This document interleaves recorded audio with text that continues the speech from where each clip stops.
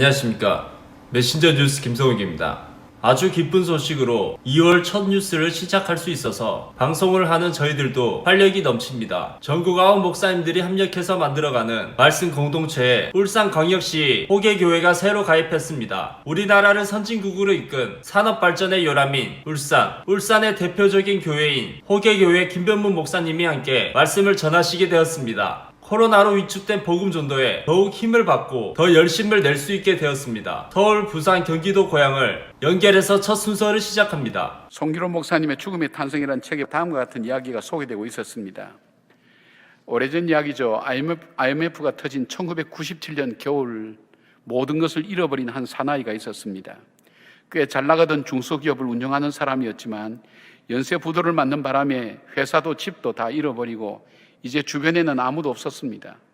회사 간부도 종업원도 그리고 사랑하는 처자식마저도 그를 버렸습니다. 그의 겨울은 유난히 추웠습니다. 갈 곳이 없어 처음에는 가까운 친지집을 전전했지만 그것도 오래 있을 수 없었고 친구 집에서는 문전박대를 당했고 전화를 하면 받지도 않았습니다. 아, 인생이란 하루아침에 이렇게도 무너질 수 있는 거군 하는 것을 뼈저리게 그는 느꼈습니다. 쓰라린 자각이었습니다. 그래도 한번 살아보려고 용산역에 있는 무료 배급소에서 한 끼를 연명하며 노숙자로 살다가 그것도 여치 않아서 구글도 나갔는데 구글도 되지 않습니다. 동전 몇 푼 얻으면 친지집에 전화해서 배고픔을 좀 호소했지만 이내 전화는 끊어지고 사람들은 받지 않았습니다. 이것이 반복되니까 이 사람 마음속에 나는 세상에 대해서 악을 품기 시작했습니다. 에이, 이놈의 세상 망해버려라. 이놈의 세상 다 불질러버리고 나도 같이 죽겠다고, 살아야 될 가치가 없다고 생각하면서 신나를 구하러 다니기 시작했습니다. 역 주변에 음식점을 두드리면서 추운 아침에 찬밥이라 좀 달라고 얘기해도 전부 다 문전박대를 하니까 그 속에서 자기는 인생에 있어서 버림을 받아도 이렇게 처절하게 버림받을 수 있겠는가 하는 그 마음이 들었습니다. 근데 허름한 국수집이 하나 들어왔습니다. 자기가 들어가도 괜찮을 만한 그런 국수집이었습니다. 허름했습니다. 들어갔습니다. 내가 이 집에서 밥을 주지 않으면 주인의 목을 졸라서라도 내가 이 밥을 먹고 나가겠다고 그런 마음 가지고 이제 이판사판이라 생각하고 들어가서 국수를 달라 그랬더니 국수를 한 그릇 말아다 줍니다. 그리고 한 그릇 먹고 나서 한 그릇 더 달라니까 한 그릇 더 줍니다. 지난번보다 더 많이 줍니다. 근데 문제는 먹고 났습니다. 낼 돈이 없으니까 눈치를 봐서 문을 열고 차도를 건너서 도망치기 시작했습니다. 근데 뒷전에서 그 주인집 아주머니의 목소리가 들리는 거예요. 그 목소리가 뜻밖의 목소리예요. 그냥 걸어가, 뛰지 말고, 다쳐, 괜찮아. 이 세 마디였어요. 그냥 걸어가, 뛰지 말고, 다쳐, 괜찮아. 차도를 건너가면서 도망가다가 정신이 번쩍 들어서 뒤를 보니까 그 아주머니가 문 밖으로 나와서 손을 흔들면서 그냥 걸어가, 뛰지 말고, 다쳐, 괜찮아. 근데 그 말을 듣는 순간 이 사람의 가슴 속에 뭐가 뜨거운 것이 콱 올라오는 것을 느꼈습니다. 그 이야기가, 그 세 마디 말이, 그 손짓이 악마에서 인간으로 다시 돌아오는 언어가 되었습니다. 이 사람은 여러 가지 과정을 거치면서 파라과이로 가서 거기서 사업을 해서 그리고 사업가로 성공해서 한국에 돌아왔던 김영석 씨에 대한 이야기입니다. 이 국수집이 지금 아마 저 삼각지에 있는 것으로 그렇게 알고 있습니다. 자신도 힘들 텐데 밥값 안 내고 도망가는 그에게 나쁜 놈이라고 외쳐야 하는데 그냥 걸어가, 뛰지 말고, 다쳐, 괜찮아. 이 세 마디가 그 인간의, 그 사람의 마음속을 바꿀 수 있었던 그 심령 가장 깊은 곳, 아픈 곳을 터치해 주었던 따뜻한 말이었던 것입니다. 우리가 산에 가게 되면 길에 떨어져 있는 도토리들을 간혹 보게 됩니다. 이 도토리를 가장 좋아하는 동물 중에 하나가 다람쥐와 청설모라고 합니다. 이들은 겨울이 오게 되면 식량을 비축하기 위해서 땅 곳곳에다가 이 도토리 열매를 묻어둔다고 합니다. 그런데 이 다람쥐와 청설모는 참 불행하게도 너무나 머리가 나빠서 자기가 땅속에 묻어두었던 도토리의 95%를 찾아내지 못한다고 합니다.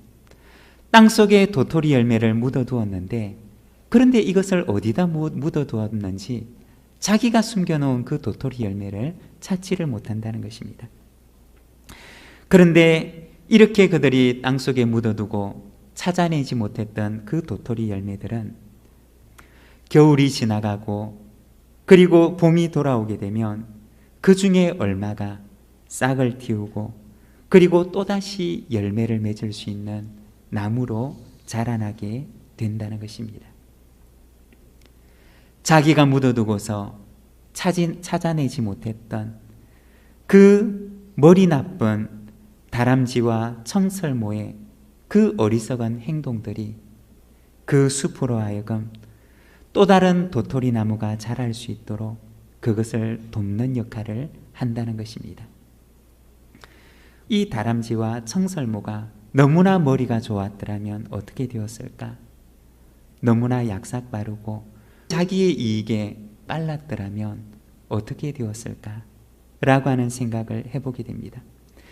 땅속에 숨겨놓았던 그 도토리 열매들을 전부 다 찾아내어서 먹어버린다면 어떻게 되었을까?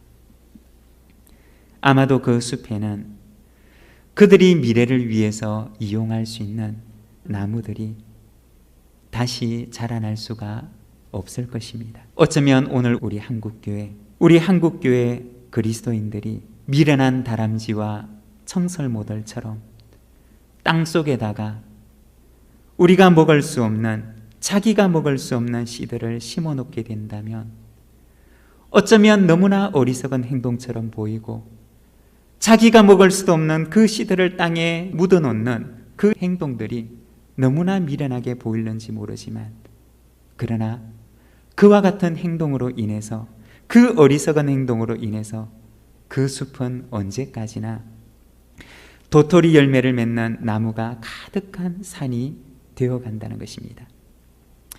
사랑하는 여러분, 하나님께서는 오늘 우리가 이 땅에 어쩌면 세상이 볼 때는 미련하고 어리석은 행동처럼 보일는지 모르지만, 그러나 이 땅 가운데 어리석은 사랑의 흔적을 남기기를 원하신다는 것입니다.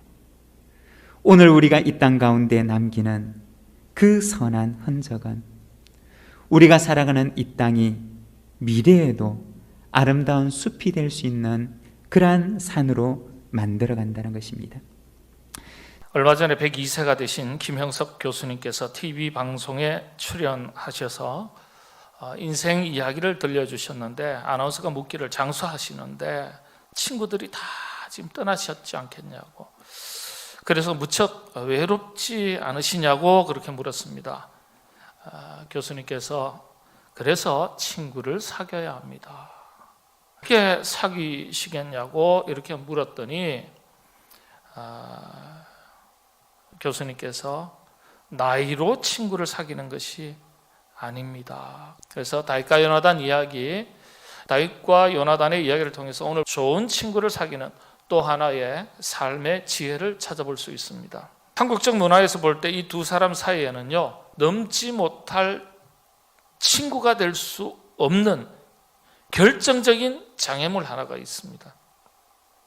그게 뭘까요? 바로 나이입니다. 다윗과 요나단의 나이 차가 얼마쯤 되었을까요? 다윗과 요나단, 이스라엘의 통일 왕국 시대 세 명의 왕이, 참 사울, 다윗, 솔로몬이죠. 놀랍게도 통치를 할 때 40년씩 통치를 합니다. 당시에 전쟁에 나갈 군인은 20세 이상이 되어야 출전할 수 있었습니다. 사울이 40세의 왕이 되었고, 그리고 2년 뒤에 왕으로서 첫 전쟁을 치릅니다. 요나단이 전쟁에 동원되어서 군대를, 어느 일정 부분 군대를 책임을 맡아 지휘했다. 그러면 적어도 20세가 넘은 겁니다. 사울 왕과 아들 요나단이 블레셋과의 길보아 전투에서 같은 날 목숨을 잃습니다. 사울은 40세에 이스라엘의 왕이 되어서 80세에 마칩니다. 사울이 죽은 뒤에 다윗이 30세에 헤브론에서 유다의 왕으로 추대가 되었습니다. 그러니까 사울 왕과 다윗의 나이 차이가 50세예요. 그러면 다윗과 요나단의 나이 차이가 얼마쯤일까요? 30세입니다. 30세. 다윗이 사울왕을 피해서 시광야로 도망을 했을 때 그때 요나단이 다윗을 먼저 찾아갑니다. 곧 요나단이 그에게 이르기를 두려워하지 말라. 내 아버지 사울의 손이 내게 미치지 못할 것이요 너는 이스라엘 왕이 되고 나는 내 다음이 될 것을 내 아버지 사울도 안다. 요나단이 다윗의 다음이 되겠다고 한 것은요, 친구지간에 네가 먼저 대통령하고 내가 대통령하고 이거 아니에요. 다윗의 신하가 되겠다는 뜻입니다. 주님께서 우리를 뭐라고 불러주셨죠? 친구라고 불러주셨습니다. 요한복음서 15장 12절 14절의 말씀에 보면 이런 말씀이 있습니다. 사람이 친구를 위하여 자기 목숨을 버리면 이보다 더 큰 사랑이 없나니 너희는 내가 명하는 대로 행하면 곧 나의 친구라. 주님은 자신을 참 좋은 친구라고 말씀해 주셨습니다. 좋은 친구라면 깊게 사귀셔야 합니다. 예수님을 깊게 사귀시고 만나시고 믿으시게 되기를 바랍니다. 코로나 사태가 장기화될수록 교인들이 신앙의 자존심을 지켜내야 하는 과제가 커지고 있습니다. 울산 호계교회 김병문 목사님, 대전 제일교회 김철민 목사님, 부산 애간교회 조성일 목사님의 말씀을 들어보시겠습니다. 자격증을 많이 가질수록 능력이 있고 스펙이 있는 사람이다, 이렇게 이야기하죠. 하지만 중요한 것은 무슨 자격증을 가졌느냐, 이것보다도 그 자격증을 얼마나 활용하느냐, 이거의 문제입니다. 그저 지갑이나 장롱에서 조용히 잠만 자는 자격증은 아무런 소용이 없는 것입니다. 여러분, 우리는 분명히 예수를 믿어서 하나님 앞에 갈 수 있는 하나님의 자녀된 특권을 가지게 된 줄로 믿으시기 바랍니다. 요한복음 1장 12절에는 어떻게 이야기합니까? 하나님의 자녀되는 권세를 가졌다고 그랬습니다. 하나님의 도움을 받을 수 있는 특권과 권세를 가지게 됐다는 거예요. 여러분, 이 죄사함의 특권, 이것을 가지고 있음에도 불구하고 어떤 분들은 여전히 과거에 지은 죄 때문에, 자기의 어떤 핸디캡 때문에 숨기고 막 다른 사람들에게 담대하게 나가지 못하는 그런 두려움으로 살아가는 사람들이 있습니다. 물론 그 죄에 대한 책임의식은 가져야겠지만은, 그러나 죄의식에 대해서는 확실히 깨끗하게 씻겨졌음을 믿으시기 바랍니다. 제가 어릴 때 그 외가 쪽에 어떤 장로님이 계셨어요.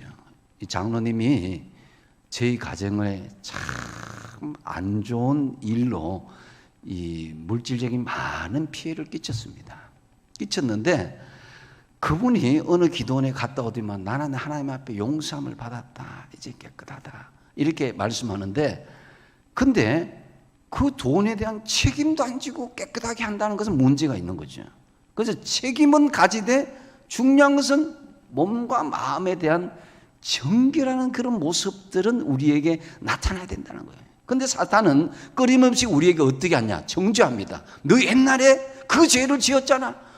어떻게 네가 그런 일을 할 수 있단 말이냐? 그러나 거기에서 우리는 예수 그리스도로 인한 용서함의 특권을 받았음을 믿고 예수 이름으로 단호하게 물리치는 저와 여러분 되시기 바랍니다.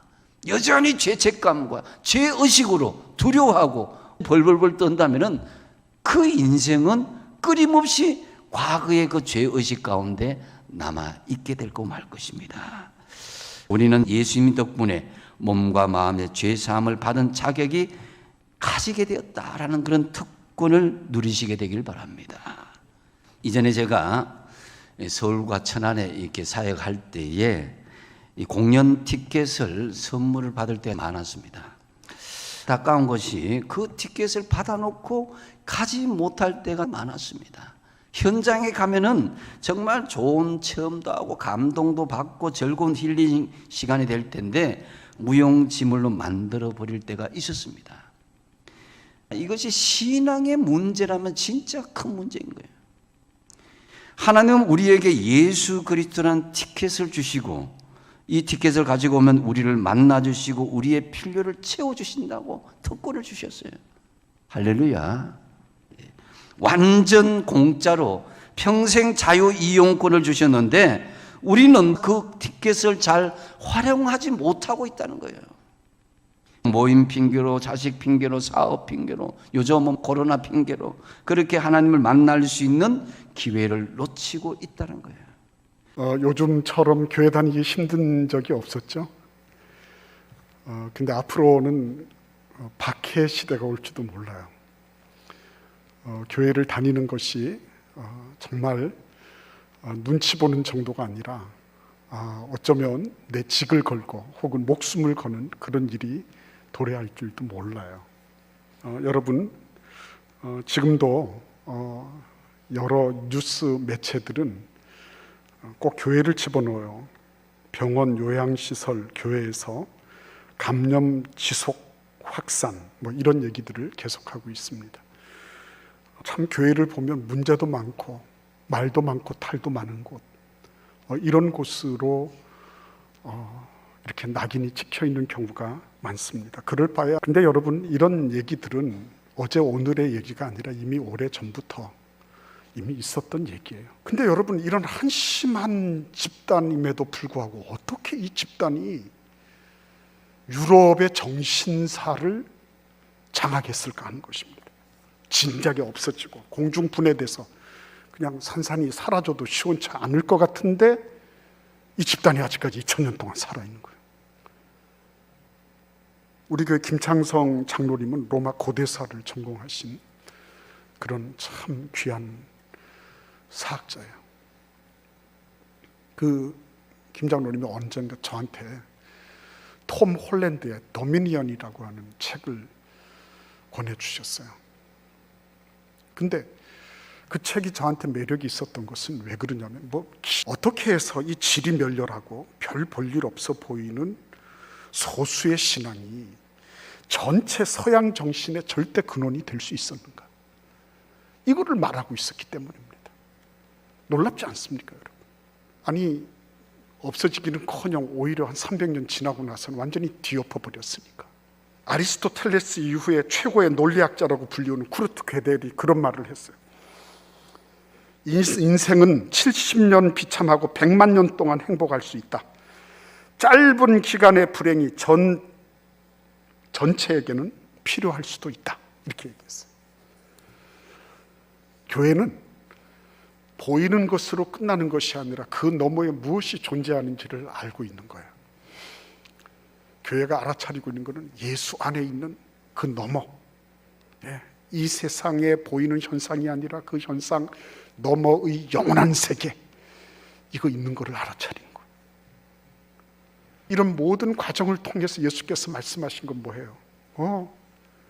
죽음 이후는 죽음 이후에 죽는 것으로 모든 것이 종결되는 것이 아니다 라고 하는 것을 분명히 말씀해 주시고 교회는 그거를 받아들인 거예요.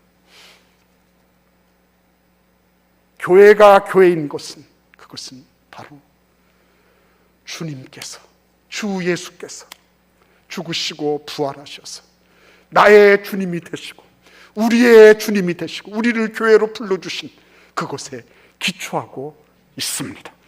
C.S. 루이스라고 하는 사람은 영국의 지성인 사람이죠. 이 사람은 여러분도 아시다시피 무신론자였다가 이제 예수님을 믿게 되고, 그리고 많은 사람에게 영적으로 좋은 영향을 끼친 사람입니다.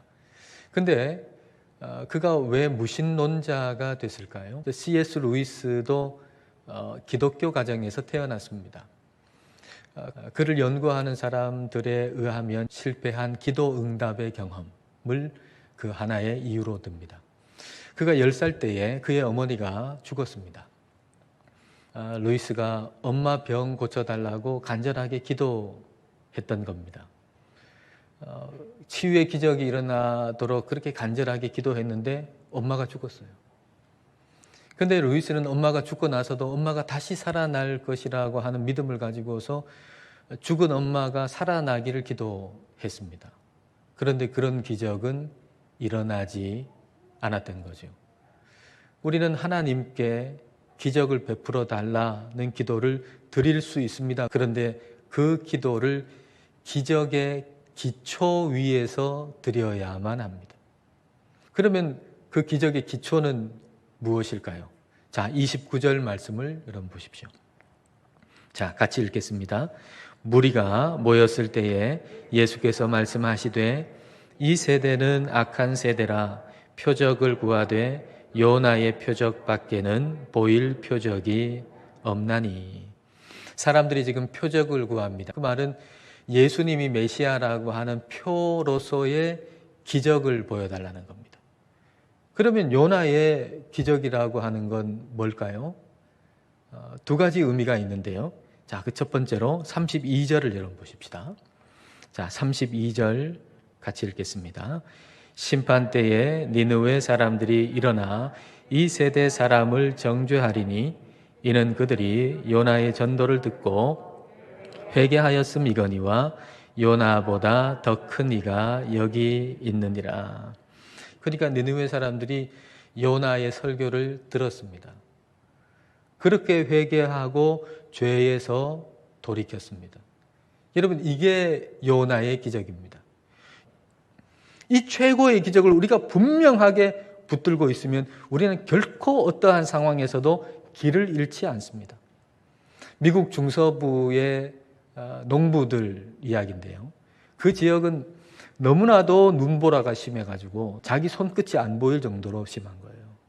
그래서 문에서부터 뒷 그 헛간까지 로프를 이렇게 연결시켜 놓는 습관이 있대요.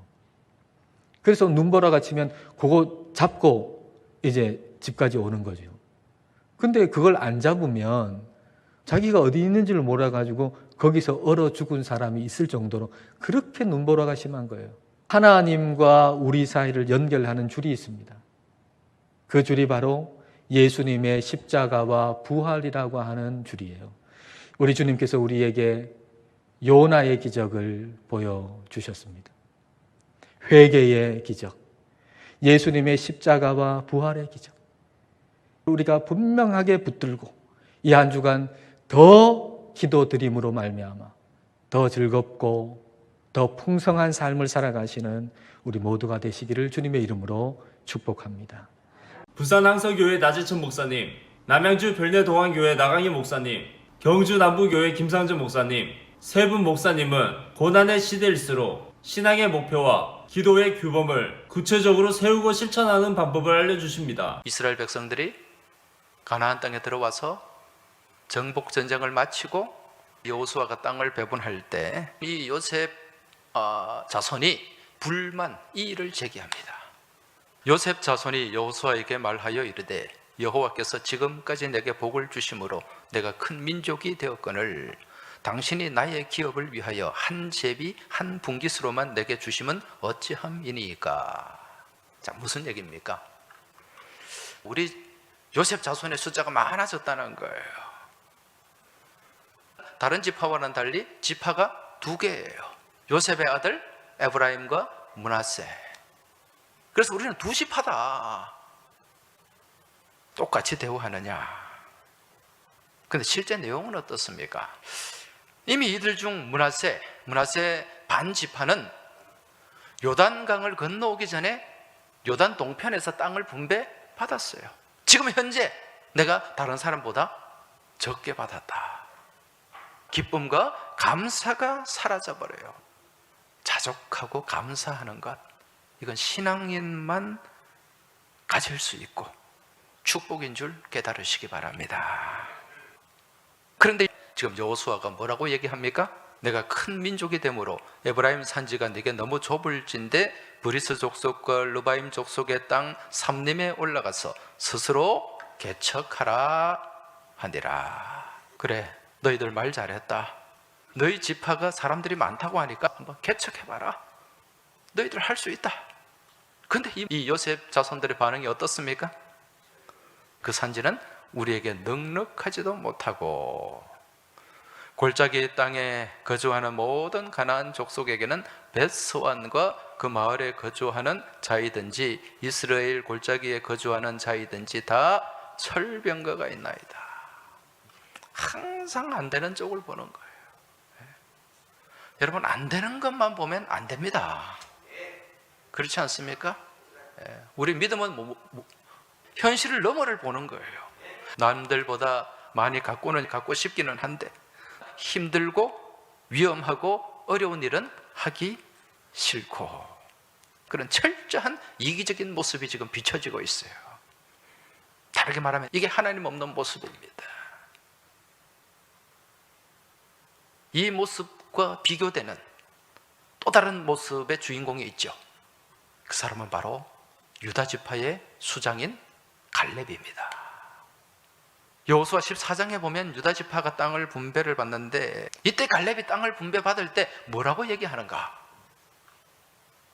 그날에 여호와께서 말씀하신 이 산지를 지금 내게 주소서. 그곳에는 아낙 사람이 있고 그 성읍들은 크고 견고할지라도 여호와께서 나와 함께 하시면 내가 여호와께서 말씀하신 대로 그들을 쫓아내리이다. 할렐루야. 여러분, 지금 갈렙은 여호수아 다음이에요. 2인자입니다. 얼마든지 좋은 땅을 선택하고 요구할 수 있어요. 여러분, 지금 요셉 집안은 산지 싫다고 그러잖아요. 위험하다고 그러잖아요. 근데 갈렙은 내가 그 땅을 정복하겠다. 여러분, 85세 노인이 지금 이런 얘기를 하는 거예요. 그렇지만 누가 함께 하시면? 하나님이 함께 하시면. 할렐루야. 존 맥스웰의 리더십의 법칙이라는 책에 미국 미시간주에 주둔하고 있는 한 군인 부대에서 있었던 일인데요. 한 나이가 있는 상사분이 있었어요. 이 상사는 자기 부대의 한 사병에게 매일 5시에 이 잔디밭에 물을 주라고 지시를 했습니다. 그러던 어느 여름날이었습니다. 그날은 하루 종일 폭우가 쏟아지는 거였어요. 나이든 상사는 막사에 들어서면서, 아니 자네 지금 뭐 하는 건가? 지금 정각 5시인데 왜 여기서 이러고 있어? 빨리 가서 잔디밭에 물을 줘야지. 병사가 이야기합니다. 상사님, 지금 비가 오고 있지 않습니까? 그러나 상사는 인상을 쓰면서 말합니다. 아니, 그래서 어떻다는 건가? 지금 5시가 됐는데 우비를 입으면 얼마든지 물 주는 작업 할 수 있지 않아? 비가 오든 말든 정각 5시만 되면 무조건 물을 줘야 한다는 고집스럽고 융통성이 없는 모습이죠. 예수님 주변에도 그렇게 고집스럽고 골치 아픈 사람들이 있었어요. 예수님은 수많은 병자들을 고치시고 귀신 들린 자의 귀신을 내쫓으시고 죽은 자를 일으키시는 하셨어요. 사람들은 그러한 기적적인 사역들을 보면서 예수님을 하나님이 보내신 메시아로, 그리스도로, 구원자로 믿고 영접하기 시작했습니다. 그러나 바리새인과 율법 교사들은 예수님에 대해서 어떻게 반응했나요? 34절에 보면 보라, 먹기를 탐하고 포도주를 즐기는 사람이요 세리와 죄인의 친구로다. 자, 그들이 보니까 요한이라는 사람은 떡도 안 먹고 포도주도 안 먹고 금식하고 아주 극단적인 금욕생활을 하는 거예요. 그래서 그를 미쳤다고, 귀신 들렸다고 이렇게 얘기했습니다. 근데 이제 예수라는 사람이 나타났는데 이 사람은 세례 요한하고 정반대예요. 예수라는 사람은 광야에서 살지 않고 사람들과 어울려 살아요. 마음대로 먹고 마시고 그렇게 하는 겁니다. 심지어는 세리와 죄인들하고도 스스럼 없이 먹고 마시며 어울리는 것입니다. 한 사람은 너무 지나치게 경건해서 보기 싫고, 한 사람은 또 너무 경건하지 않아서 싫다는 거예요. 그들은 예수님과 요한이 자기들이 원하는 것을 따르지 않는다고, 자기들 말을 듣지 않는다고 화를 내면서 자기들이 원하는 바를 요한과 예수님에게 강요하려고 하는 것입니다. 하나님께서 요한을 보내시고 그리고 예수님을 보내셔서 회개의 복음을 선포하고 하나님 나라를 준비하는 그 뜻을 보여주시고 가르쳐 주시는데, 이 성경만이 안다고 하는 사람들이 그런 하나님의 뜻을 거부하고 요한과 예수를 거부하고 있어요. 그래서 예수님을 십자가에 처형하도록 만들었습니다. 그 일을 주도했어요. 예수가 틀렸다고, 하나님의 뜻은 그런 게 아니라고 끝까지 주장하다가 구원을 놓치고 맙니다. 사랑하는 여러분, 신앙생활하면서 이런 부분을 조심해야 되고, 세상에서 사람들과의 관계 속에서 살면서도 내가 그렇진 않은지 나를 조심해야 됩니다. 영국에 여우굴에 들어가서 무신론자는 없다라고 하는 속담이 있습니다. 무슨 이야기냐면은 사람이 여우굴에 던져졌을 때에 여우들이 달라들기 시작합니다. 그런 상황에서 하나님 나를 도와주세요 라고 기도하지 않을 사람은 없다고 하는 이야기입니다. 자, 수많은 세월 동안 많은 기회를 주심에도 불구하고 조금도 변하지 않는 사람, 탓성에 젖은 교회 생활, 형식적인 신앙 생활, 하나님을 자신의 욕심을 채워주는 분 정도로 그렇게 생각하고 현세적이고 또 기복적인 종교관을 갖고 살아가는 사람들은 마침내 하나님께서 간섭하십니다. 이때라도 우리가 그 하나님 붙잡으셔야 됩니다. 우리 힘으로 살아가기는 너무나 힘든 세상이 되었습니다. 세상은 우는 사자처럼 우리 기독교를 공격합니다. 사랑하는 여러분, 지금 이 세상은 너무나 험합니다. 지금 상황에서 신앙을 지키기가 참 힘들어졌고 앞으로는 더 힘든 시대가 올 것입니다. 정치는 불신이 돼갑니다. 청년 실업, 경기 불안, 다음 세대 교육을 생각하면 우리의 가슴은 답답해져 오기만 하지요. 여러분 기도하십시오. 골방 기도 실천하십시오. 그것이 어디든 상관없습니다. 직장에서든 설거지하는 그 부엌에서든 차 속에서든 걸어가면서든 우리는 기도할 수가 있습니다. 어떤 것이든 가능합니다.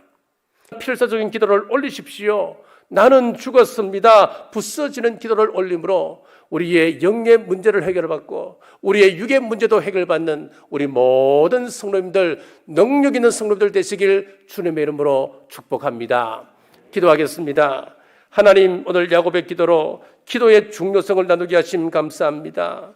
야곱이 야복강에서 목숨의 위협을 당하는 절박한 상황에서 탐심을 버린 기도, 실험하는 필사적인 기도, 나는 죽었습니다, 허벅지 관절이 어긋나게 하는 기도 드릴 때 문제 해결의 은혜를 받았습니다. 우리에게 닥친 문제들 앞에 야곱처럼 기도하여 응답받는 감격이 있게 하옵소서. 기도하며 기쁨으로 동참할 때 교회를 통하여 역사하시는 하나님의 복을 누리게 하옵소서. 포스트 코로나 시대를 대비하며 메신저 뉴스라는 전도 콘텐츠를 준비했습니다. 이 도구를 잘 활용하여 복음의 문이 닫히기 전에 힘써 전하는 권속들 되게 하옵소서. 메신저 뉴스 유튜브 영상 아래 프로필 하단 더보기를 누르시면 목사님 한 분 한 분의 말씀을 편집하지 않은 전부를 시청하실 수 있도록 첨부해 놓았습니다. 메신저 뉴스는 코로나로 위축된 이 땅의 기독교의 활력을 불어넣기 위한 복음 전도 방송입니다. 시청자분들께서 유튜브 공유를 한 사람이라도 더해주시고 구독을 한 분이라도 더해주시면 그만큼 전도를 하시는 것입니다. 감사합니다. 다음 주까지 안녕히 계십시오. 메신저 뉴스 김성욱이었습니다.